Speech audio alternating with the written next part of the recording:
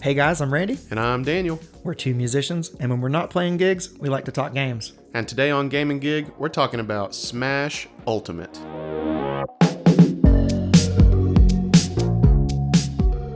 Well, Daniel, we've kind of reached the end of the support cycle for Smash Ultimate, and I thought this would be a really good time to kind of reflect back on Smash Ultimate, because I know you have a lot of thoughts about it.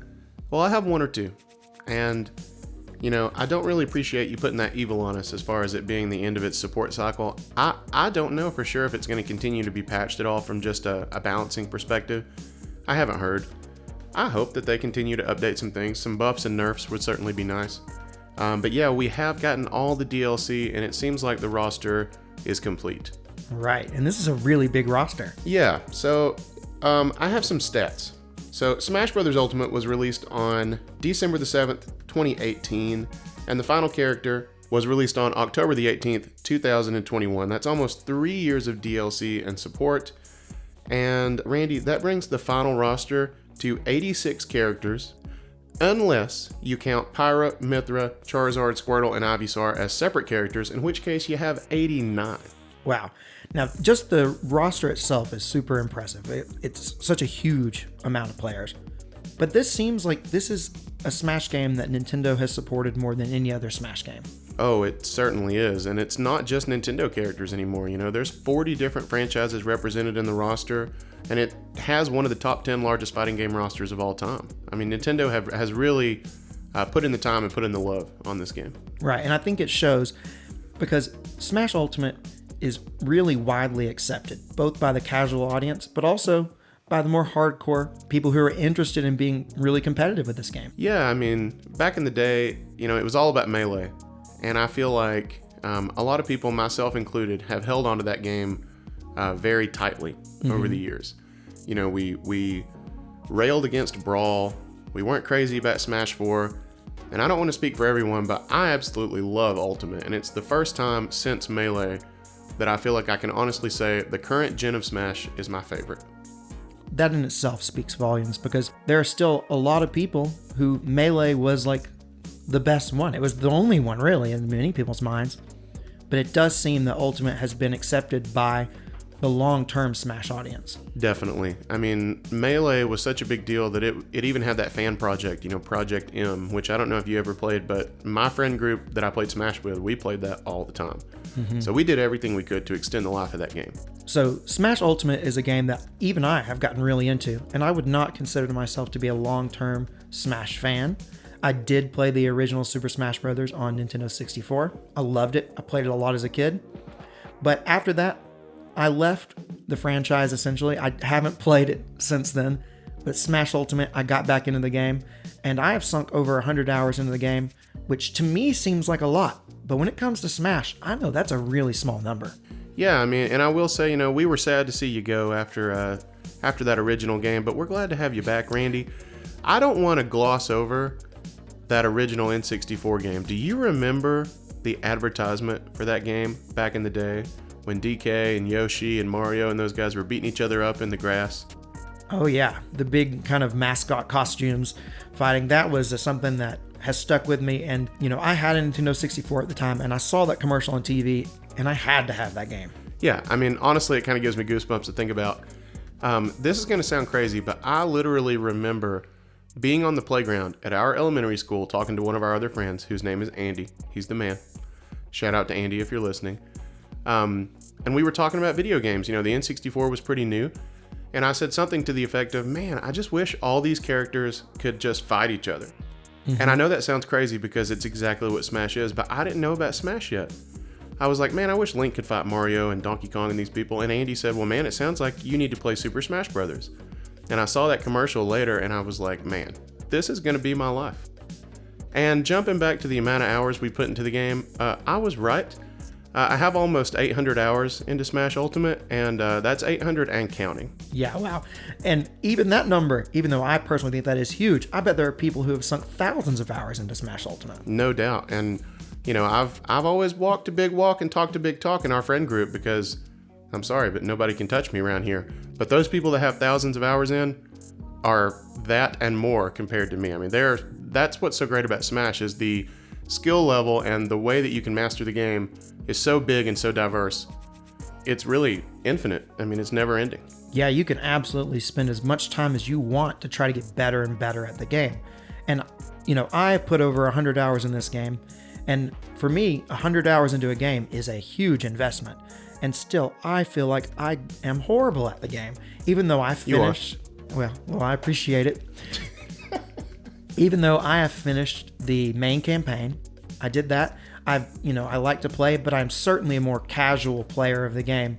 But still, even me being casual, I love playing the game, and I like the chaos. I like playing a game where, all the items are on and all the craziness happens. I think it's just so much fun. Yeah, and that's what's so great about Smash is it can do both. It can flex to those people that want the chaos and the randomness, and it can flex to those people that want the strategy and the skill. Right. It has both, and it does both equally well, if you ask me. Yeah, it's absolutely one of those games where, if you only had Smash, you're still going to have a great time, and you're going to have a lot to do. Yeah, I mean, you give me a hard time about not finishing games sometimes, but I'm telling you, man, it's hard to finish all these other games when you got Smash. It's true. I mean, you can't let yourself get rusty. You can't lose that edge, I mean, I'm an esports coach for Smash at our local high school. I mean, I can't let those kids get the edge on me. So looking back at Smash Ultimate, I think the best way to kind of reflect back on our time with the game is to kind of go through all the DLC characters, because that kind of gives us, a measuring stick with which to kind of view the game. Well, I would love to do that. So the DLC started on February the 1st, 2019, and I would ask you to guess the character, but you're looking at it right now. It is Piranha Plant. This was a character that I think no one was expecting, because Piranha Plant isn't mobile, in the games that I was used to before, Smash Ultimate. So I would have never imagined Piranha Plant, moving around in Smash. Yeah, I mean, if you had asked me how would Piranha Plant move, I would have said, well, he probably won't. Right. But clearly the answer was so obvious, he just hops around in a pipe. Duh. Yeah, it makes sense. No, when Piranha Plant came out, I was equal parts surprised but excited. I thought it was a really cool idea. He's one of those iconic Nintendo enemies, and I was glad to have him. And the moveset is cool from what I've seen. I've not downloaded any of the DLC characters because, one, I'm happy with the initial roster that came with the game, but also I'm just not that into the game to where I want to purchase the DLC characters. But I know that for you, you've gotten every single one of them. Yeah, I got every one immediately. Day one release, every single one of them. And I spent at least some time with every single one of them. Some, obviously, a lot more than others. But Piranha Plant is one of those that I think has some definite potential. I mean, he's got that tricky projectile that can be great for ledge guarding. He's got some tricksy maneuvers. I mean, no doubt. You don't want to sleep on the plant. Yeah, I'd like to know your thoughts on all these as we go through. Tell me about their movesets and tell me about if you like playing as them, because, I've seen videos and, I've played against you, as you play as these different characters, but I really don't know a whole lot about them. So you'll be our guide here, Daniel. I would be happy to guide you through this world, Randy. So after Piranha Plant.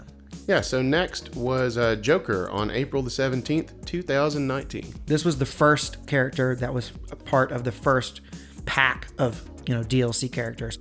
And I think that this one really set people's expectations for how, huge each of these characters could be.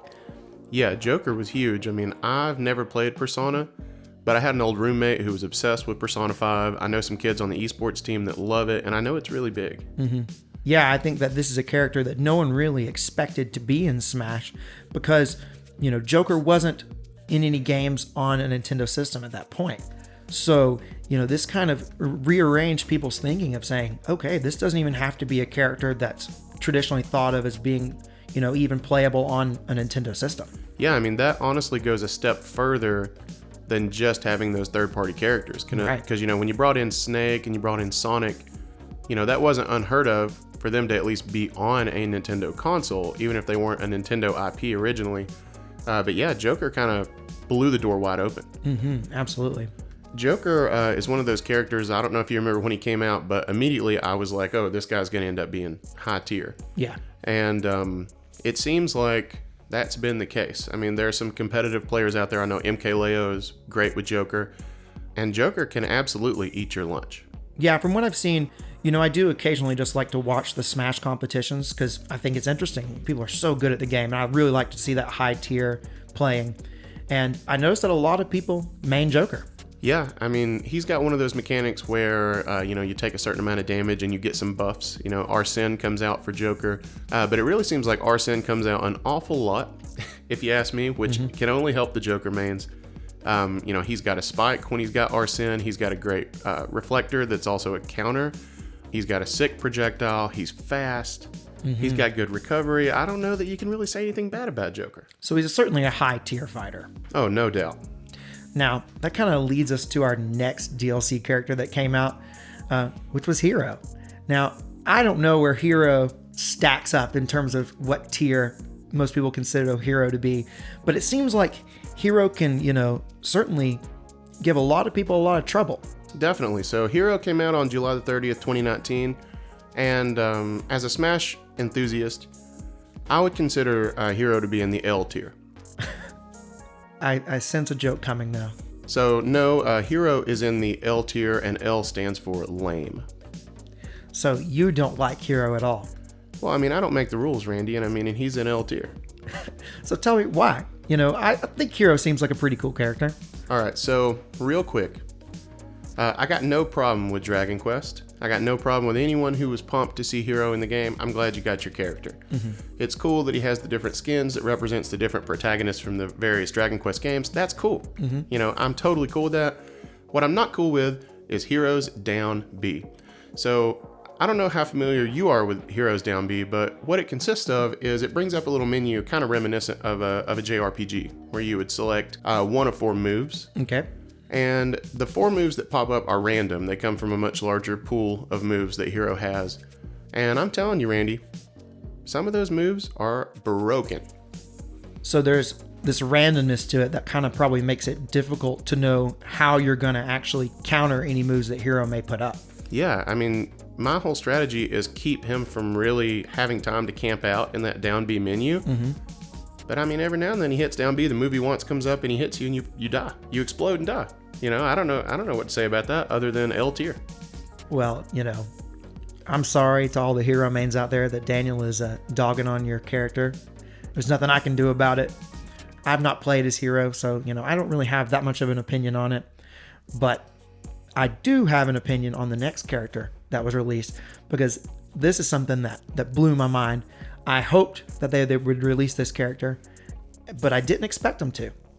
I'm talking about Banjo-Kazooie. Banjo-Kazooie, September the 4th, 2019, a day that will go down in history.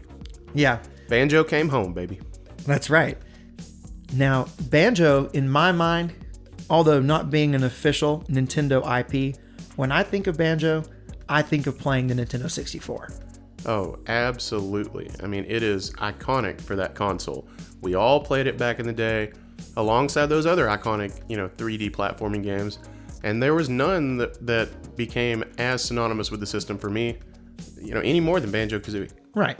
Certainly like Mario 64, but still, I think that What Banjo... is that game? What is that game? But I think Just kidding, I love that game. Banjo-Kazooie and Banjo-Tooie were both phenomenal games on the N64 that I think set the standard for what a 3D platformer collectathon could be. Definitely. I mean, I love those collectathon 3D games. I mean, we still play them to this day, and Banjo-Kazooie absolutely is one of the top games in the genre. Absolutely. And I think people were super excited to have Banjo back, but this also kind of represents a turning point in terms of Nintendo and Microsoft's relationship together. They started really working together around this point. Yeah, I mean, games are better with friends, and games with friends are even better when the people who make those games are friends. Absolutely. When Microsoft and Nintendo work together, that is only going to help us out, us being the consumer and the gamer. Absolutely. So let's talk about Banjo-Kazooie specifically in Smash. Right. Because obviously he was important. We were both super pumped to see him in the game. But let's talk about him as a player. I should say them as a player. We don't want to forget the chicken.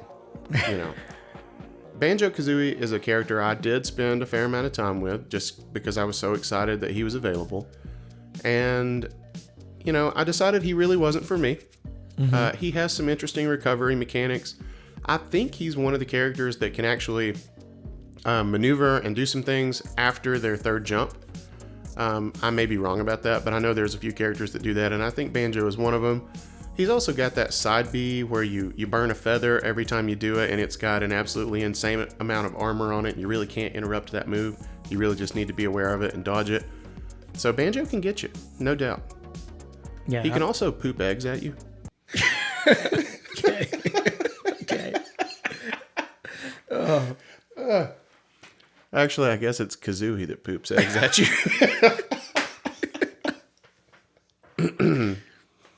Well, yeah. I mean, Banjo seems like a pretty cool character, man. Yeah, I'm glad to have him.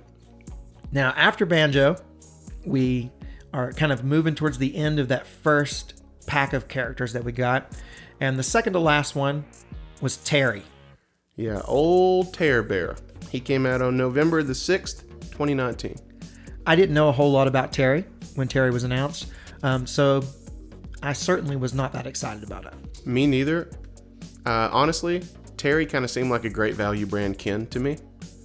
I don't think you're alone there. Yeah, I mean, I hope that's not a super hot take. I'm not really trying to be disrespectful. I just, I'm not going to apologize for what I feel. Terry also can poop eggs at you. Oh, jeez. But I'll tell you, I did think it was cool to have another classic fighting game character in the game.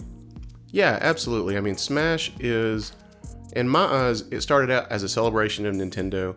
Eventually, bringing those third-party characters, it became a celebration of just games as a whole. And fighting games are the genre that Smash really belongs to, so I'm glad that those big fighting game genres get represented in Smash. Right. And Terry wouldn't be the last character to kind of reinforce that, but we'll get to that in a little while. Because I don't want to jump ahead of where we're at. Yeah. So let's close out this first Fighter Pass. What do you say? Yeah, let's do it. So on January the 28th, 2020, we got Byleth from Fire Emblem Three Houses. Right. Now, I had not played Fire Emblem Three Houses, but you had, so I think you were pretty excited about this character. I was. I mean, I may have been in the minority because anytime anybody talks about putting a Fire Emblem character in Smash, the internet gets mad. Mm-hmm. I think y'all need to chill, quite frankly. Most of y'all wouldn't even know about Fire Emblem if it wasn't for Smash, so get over yourself. But Byleth does not fit that mold of a sword fighter Fire Emblem character that everyone gets so mad about continually being added. Mm-hmm. He/she is completely different. So I got no problems there. From what I understand, Byleth is a character, not a male or female character, but you choose when you play the game whether you want to be male or female. So that's why there is a male and female Byleth in Smash. Yes, just like Robin. Right. So this is something that is kind of ongoing in the Fire Emblem series. Yeah, so the whole thing in Fire Emblem is that you don't actually play as that top lord in the game. You don't play as, Chrom, so to say, from a different Fire Emblem game that's from Awakening. You play as the tactician. Okay. So Byleth is the tactician in Fire Emblem Three Houses. He or she, I played as the male Byleth, so I'm just going to say he from here on out. He calls the shots, and he's the one who actually moves the troops on the battlefield. And it wasn't actually until some of the more recent Fire Emblem games where the tactician was also a troop. So Byleth actually fought as well. But yeah, you can be a male Byleth, a female Byleth. You can also choose any of the three houses to represent. It had a lot of options. Now, I know you love Fire Emblem games, so I know you like Byleth as a character, but do you like Byleth in Smash? I do. I don't play as Byleth a whole lot, but I did when he came out. Common theme. I like that he has all three of those legendary weapons that the heads of the three houses get. He's got a great projectile, he's got a spear, he's got the sword that he actually gets where it extends, does some crazy things with the reach. And he's also got an axe that is like super strong and it will break your shield, so be aware. All right, well, we've kind of reached the end of the first fighter pack, but let's move into the second one. Now, I know that a lot of people were kind of upset with Byleth being the last character in the first pack because they thought, this is the last character. It seemed kind of underwhelming to some people. But since there would be a second, DLC pack coming, I think a lot of people were okay with Byleth. Yeah, and he was a Fire Emblem character, so you got to be careful with that, closing out a fighter pass on Fire Emblem. But we opened the new Fighter Pass on somebody from a completely different IP. We have Min Min from ARMS on June 29th, 2020. Now, I've played ARMS, and I have to say, it's a game that I was initially really excited about. I played ARMS on a kiosk switch at a Target or a Walmart, and I loved the game. I played it for about 20-30 minutes, and I thought, gosh, this game is so much fun. So my brother actually bought me ARMS for Christmas that year, and I was super excited to have it. But I have to say, when I started playing the game, I realized that 20-30 minutes that I had experienced at the kiosk was pretty much all there was content-wise. There was really nothing more than that. So I was really let down with how unfully featured the game was. And they haven't really done anything to improve it. So ARMS is one of those games that is fun initially, but you're going to lose interest pretty quick, or at least I did. Yeah. But still, it's a very interesting fighting game, or at least the concept is really interesting for this fighting game. And I think that having Min Min or having ARMS represented in Smash makes a whole lot of sense. Yeah, and I mean, I never actually bought ARMS because I already had two, so I didn't really understand why I would give Nintendo my money there. But I don't really have anything to base Min Min's moveset on, at least from the source material. But as far as her Smash character goes, she's a great mid-range fighter. She's got some tricky stuff from the mid-range. You really need to either stay far away or get in close. And there's a few people like that in the second Fighter Pass. But Min Min, I personally didn't spend a ton of time playing with because I just wasn't invested in the franchise. And I think a lot of people were kind of in that same boat with you there. ARMS didn't appeal to a whole lot of people. It kind of was a flop. So there wasn't a whole lot of excitement about Min Min coming to Smash. But still, it makes sense. It's a Nintendo franchise. I think Min Min belongs. Yeah, I do too. And I think she's got a sick hat. So that's pretty cool. So moving on, we talked about Joker being a big deal. We did. Well, we forgot about how big of a deal Joker is when this next character got announced. Because on October the 13th, 2020, we got Steve from Minecraft. Now, this is one that broke the internet. I remember when this happened, there had been rumors going around that Steve was going to come to Smash, but honestly, I didn't believe it at all. Yeah, I mean, I don't think the internet's even been fixed from when it got broken. I mean, it was the biggest crossover maybe ever. I mean, I don't know. Minecraft's one of the biggest games in the world. Even though Microsoft and Nintendo had started to be buddy-buddy at this point, I still didn't think Steve was going to be in Smash because, one, I didn't see how the moveset would work. Well, if there's one thing I've learned since Steve, it's that literally anyone could be in Smash, because I was with you. I couldn't see how this pixely guy that, ran from exploding zombies and hit rocks with a hammer was going to cut it in Smash, but he does. Yeah, it seems like the moveset is really interesting, but it's very different than from other characters. Yeah, so if you're the type of gamer who likes to troll people, who likes to frustrate people, who likes to get people quote-unquote tilted, as the young folks say, Steve is your boy, because I can't ever tell what he's going to do. He just stands there, to quote SpongeBob, he just stands there menacingly and just chips away at the blocks. And every now and then there's a little beep that happens, and all of a sudden his weapon's a little stronger. And then before you know it, you're dead. And you don't know what happened. You were going for a fun minecart ride, and then all of a sudden you got spiked.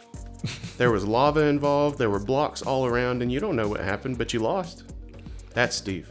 So Steve can definitely be competitive. Oh, Steve can get you.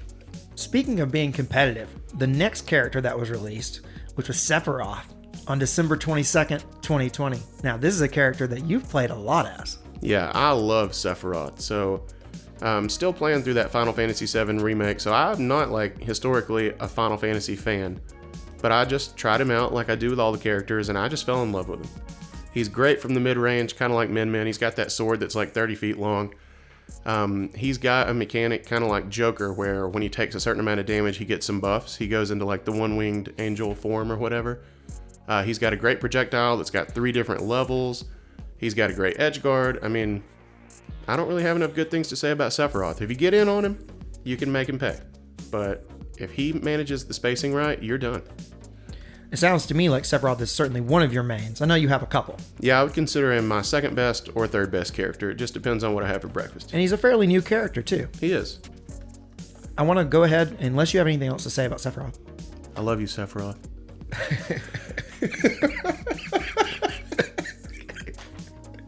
If you're listening, Sephiroth, you're my boy. Oh, Jesus. Sorry, man. So the next characters, and I say characters because it's actually two, is Pyra and Mithra. Yeah, Pyra and Mithra from Xenoblade. They came out on March the 4th, 2021. You know, I've not played any of the Xenoblade games. Me neither. So I didn't know Pyra or Mithra really before the announcement for Smash. This was kind of, a new character to me. But I'll tell you, I was really surprised that they were included in Smash. Well, Xenoblade's a pretty big franchise, so I really wasn't surprised to see another character. I wasn't sure who it would be because I'm not familiar with the game, but why were you surprised? Well, I'll tell you, Smash is a family game, Daniel. It is. I think that's just really all I have to say about this. All right, well, moving on. Pyra and Mithra, as far as a character, they're great, honestly. I think they have a lot of potential. They're like Pokemon Trainer in the sense that the down B switches between Pyra and Mithra, one of which is slower, less maneuverable, but really strong, and the other is very fast.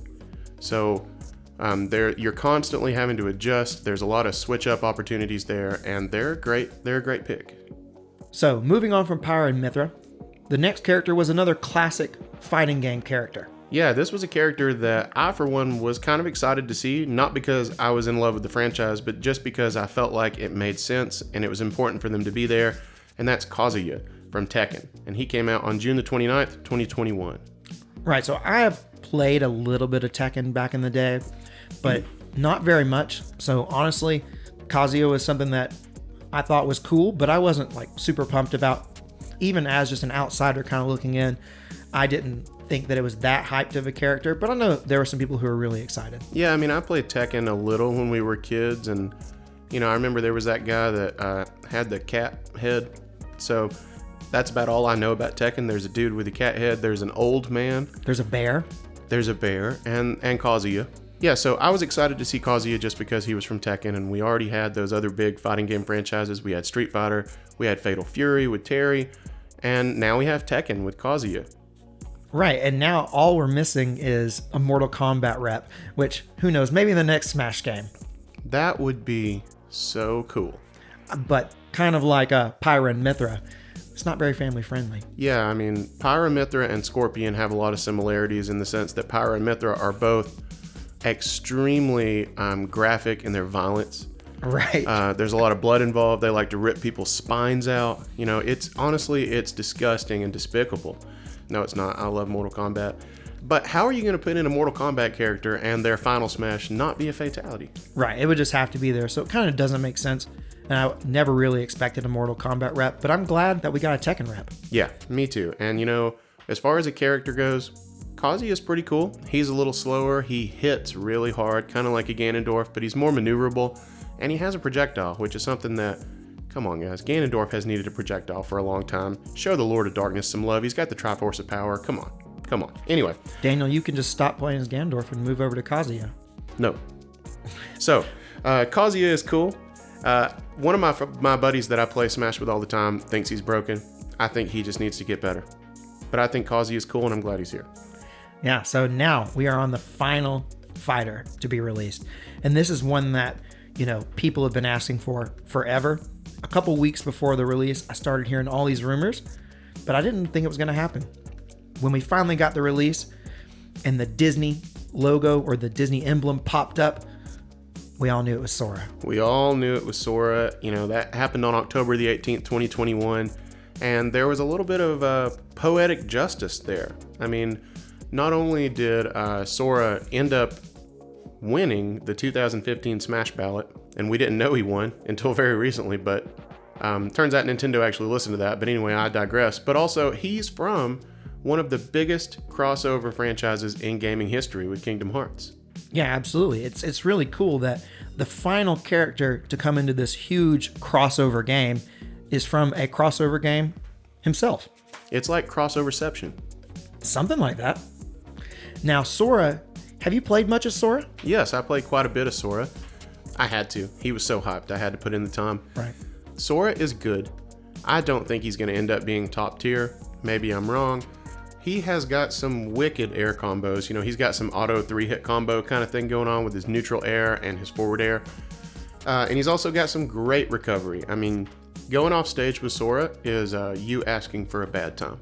Right. I've seen some crazy stuff online of people doing some insane combos. It seemed like immediately that was like once Sora came out, that was all my YouTube recommendations were people doing crazy Sora combos. Yeah. I mean, he's pretty much death incarnate off stage. So I thought that Sora was a really cool last character and a very deserving last character that kind of sent the franchise, or kind of ended the support cycle, or this what seems like the end of the support cycle for, Smash Ultimate.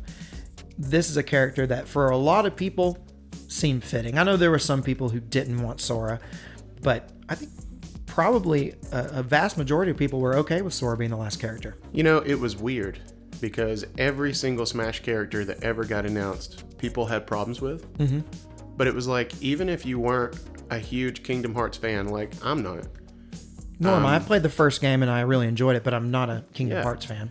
But even people like us, it was like, how could you be mad about Sora? It just seemed right, didn't it? It just seemed right. They finally got it right. Yeah.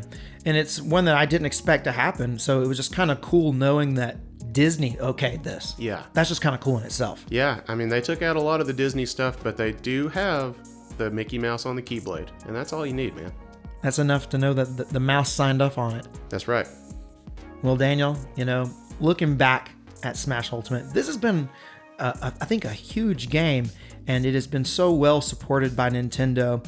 And it's been one of these games that during dry spells when Nintendo hasn't released or has a bit of time between games, we can always rely on a new Smash reveal coming out to get people excited about what's coming up. Absolutely. I mean, there was never a shortage of speculation posts or speculation videos about what the next Smash character would be. And I never got tired of watching them. No, me neither. And I'm kind of sad that now we don't have that constant, who's the next Smash character going to be thing going on. We just kind of know it's over. And now we have to look forward to what the next thing will be with Smash, which is really up in the air. Yeah, I mean, I was going to say we can't look forward to the next character in this game, but we can speculate on what the next game will be. And some people would even say if there will be a next game. I think those people are naysayers, but... Right, because it kind of, at this point, you say, what can you do, next after Smash Ultimate? Everyone was there.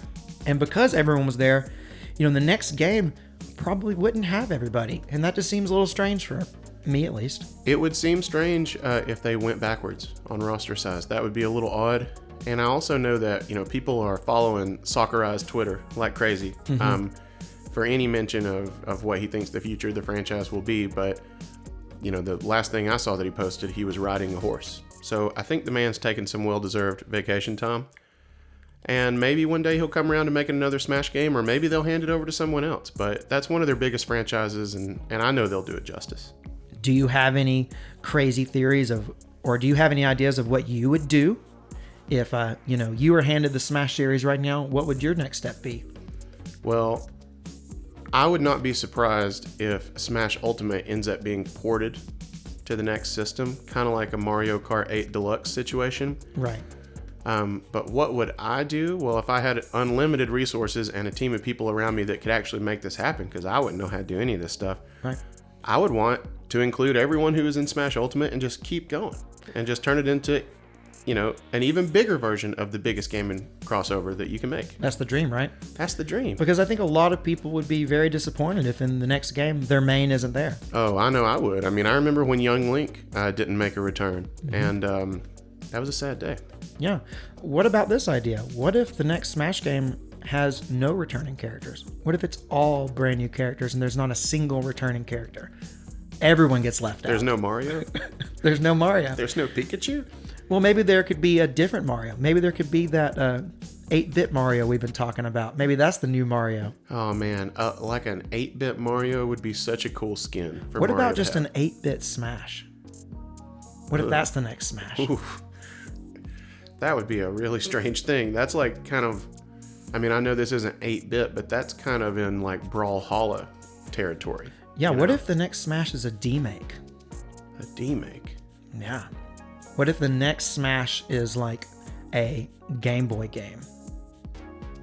This is like nightmare fuel. Although I love Game Boy, but come on now. I'm just doing this to to get you riled up? Oh my goodness. I mean, I'll tell you what would happen. I'd play the crap out of it. At this point, anything could happen, you know? Yeah. We got Sora in Smash. Anything can happen. Guys, what do you think? What do you think is going to happen with Smash next? We want to know. Let us know in the comments. What do you think the future of Smash is, too? I'd love to hear your thoughts. Do you think it's going to be an 8-bit demake like Randy here? Or are you being a little more sensical about your prediction? Guys, we've had a great time talking about Smash with you today on Gaming Gig. And until next time, I'm Randy. And I'm Daniel. And this has been Gaming Gig. Peace out.